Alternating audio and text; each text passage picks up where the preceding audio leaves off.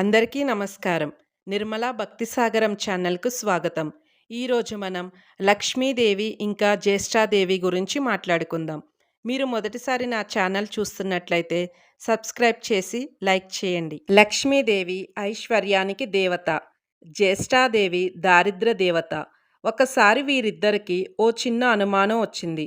ఆ అనుమానం ఏంటంటే తమలో ఎవరు చాలా అందంగా ఉన్నారోనని. ఈ విషయమై వీరిద్దరూ వాదించుకుంటూ ఉండగా వారికి ఎదురుగా ఒక వ్యాపారి కనిపించాడు. ఇక వాదించడం ఆపి ఆ వ్యాపారిని అడిగి నిజం తెలుసుకోవాలని అనుకున్నారు. అలా అనుకున్నదే తడవుగా జ్యేష్ఠాదేవి, లక్ష్మీదేవిలు అతడి ముందుకెళ్ళి నిలుచున్నారు. తామిద్దరూ ఎవరో కూడా అతడికి వివరించి చెప్పారు. ఐశ్వర్య దేవత, దారిద్ర దేవతలు ఇద్దరూ ప్రత్యక్షమై కనిపించి అలా అడిగేసరికి ఆ వ్యాపారికి నోటమాట రాలేదు. ఇద్దరూ ఒకేసారి కనిపించినందుకు సంతోషించాలో బాధపడాలో కూడా అతడికి తెలియలేదు. ఏదైతే అది అయిందని మనసుకు సర్ది చెప్పుకున్న ఆ వ్యాపారి దేవతలిద్దరికీ నమస్కరించాడు. ఇంతకీ మీకిద్దరికీ వచ్చిన సందేహం ఏంటో చెప్పండి అని అడిగాడు.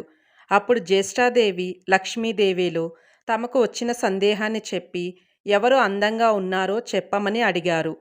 అమ్మా, ఓ మహాలక్ష్మి, నువ్వు ఇంట్లోకి వస్తున్నప్పుడు నీ అంత అందమైన స్త్రీ భూలోకంలో గాని స్వర్గలోకంలో కానీ ఎవరూ ఉండరు అని అన్నాడు.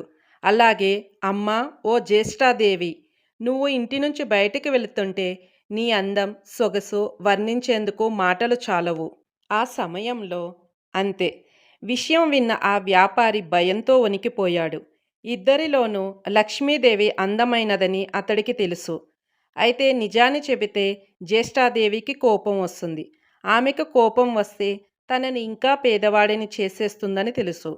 ఇక లక్ష్మీదేవి అందంగా లేదని చెబితే ఆమెకు కోపం వచ్చి తనకున్న ఈ మాత్రం సంపదను కూడా లేకుండా చేసేస్తుంది. ఏం చేసేది భగవంతుడా అంటూ తలపట్టుకున్నాడు. ఆ వ్యాపారి ఎవరి మనసులను నొప్పించని విధంగా చెప్పిన తీరు జ్యేష్ఠాదేవి, లక్ష్మీదేవిలను సంతృప్తిపరిచింది.